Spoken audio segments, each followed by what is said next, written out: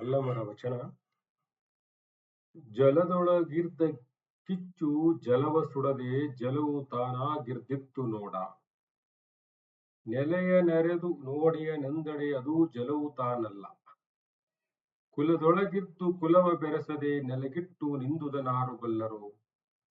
ಹೊರೆಗೊಳಗೆ ತಾನಾಗಿರ್ದು ಮತ್ತೆ ತಲೆದೋರ ದಿಪ್ಪದು ಗುಹೇಶ್ವರ ನಿಮ್ಮ ನಿಲುವು ನೋಡ. ಇದರ ಭಾವ, ಜಲದೊಳಗೆ ಕಿಚ್ಚು ಇದೆ, ಆದರೆ ಜಲವನ್ನು ಅದು ಸುಡದು. ಜಲದೊಂದಿಗೆ ಅಭಿನ್ನವಾಗಿ ನೆಲೆಸಿದೆ. ನಿಜವನ್ನರಿಸಿ ನೋಡಿದರೆ ಆ ಕಿಚ್ಚು ಸ್ವರೂಪತಃ ಜಲವಲ್ಲ. ಅದೇ ರೀತಿ ಪರಮಾತ್ಮನು ಪಂಚಭೂತ ಸಮೂಹವಾದ ದೇಹದೊಳಗಿದ್ದಾನೆ, ಆದರೆ ಅದರೊಂದಿಗೆ ಬೆರೆತು ಹೋಗಿಲ್ಲ. ದೇಹವು ಜಡ ಪರಿಮಿತ, ಆತ್ಮನು ಅಜಡ ಅಪರಿಮಿತ.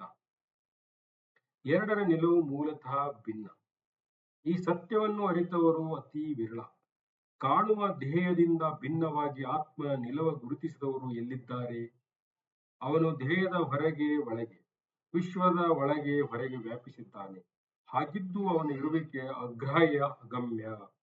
ಇದರ ಭಾಷ್ಯ, ಜಲದೊಳಗಿದ್ದ ಕಿಚ್ಚು ಜಲವ ಸುಡದೆ ಜಲವು ತಾನಾಗಿರ್ದಿತ್ತು ನೋಡ. ಜಲದೊಳಗೆ ಕಿಚ್ಚಿದೆ, ಅದು ಜಲವನ್ನು ಸುಡುವುದಿಲ್ಲ, ಜಲದ ತದ್ರೂಪವಾಗಿ ನೆಲೆಸಿದೆ. ನೆಲೆಯ ನೆರೆದು ನೋಡಿಯ ನೆಂದಡೆ ಅದು ಜಲವು ತಾನಲ್ಲ. ನೆಲೆಯ ನೆರೆದು ಎಂದರೆ ವಿವೇಕ ದೃಷ್ಟಿಯಿಂದ ವಿವೇಚಿಸಿ, ನೋಡಿಯನೆಂದರೆ ನೋಡಿದರೆ, ಆ ಜಲ ಮತ್ತು ಅಗ್ನಿಗಳ ಸ್ವರೂಪವನ್ನು ಸಂಶೋಧಿಸಿ ಹೊರಟರೆ ಅಗ್ನಿಯು ಜಲವಲ್ಲ ಎಂಬ ಸತ್ಯವು ಕಾಣಬರುತ್ತದೆ. ಕುಲದೊಳಗಿರ್ದು ಕುಲವ ಬೆರೆಸದೆ ನೆಲೆಗಟ್ಟು ನಿಂದುದನಾರು ಬಲ್ಲರೋ. ಕುಲ ಅಂದರೆ ತತ್ವ ಸಂಕುಲ, ದೇಹ.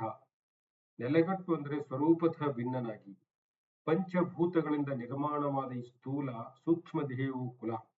ಈ ದೇಹದೊಳಗೆ ಅಗ್ನಿಯಂತಿರುವ ಆತ್ಮವನ್ನು ನೆಲೆಸಿದ್ದಾನೆ. ಆ ದೇಹದೊಂದಿಗೆ ದೇಹವಾಗಿ, ಆದರೇನು? ಅವನು ಸ್ವರೂಪತಃ ದೇಹ ಭಿನ್ನವಾಗಿರುವುದರಿಂದ ಆಹಾ ದೇಹದೊಂದಿಗೆ ಬೆರೆಯನು. ದೇಹವು ದೇಹವೇ, ಆತ್ಮವು ಆತ್ಮವೇ. ಬಹುಜನರಿಗೆ ಈ ನಿತ್ಯ ಸತ್ಯವಾದ ಸಂಗತಿಯೂ ಗೊತ್ತಿಲ್ಲ. ಗೊತ್ತು ಮಾಡಿಕೊಳ್ಳುವ ಅಭಿಲಾಷವಿಲ್ಲ, ಪ್ರಯಾಸವೂ ಇಲ್ಲ. ಹೊರಗೊಳಗೆ ತಾನಾಗಿರ್ದು ಗುಹೇಶ್ವರ ನಿಮ್ಮ ನಿಲುವು ನೋಡ. ವೃಷ್ಟಿ ಮತ್ತು ಸಮಷ್ಟಿ ಜಗತ್ತುಗಳ ಒಳಗೂ ಹೊರಗೂ ಈ ಆತ್ಮನೇ ತುಂಬಿಕೊಂಡಿದ್ದಾನೆ. ಎಷ್ಟೂ ಕಾಣದಂತೆ ಇದುವೇ ಆತ್ಮನ ನಿಜ ತರಿವು.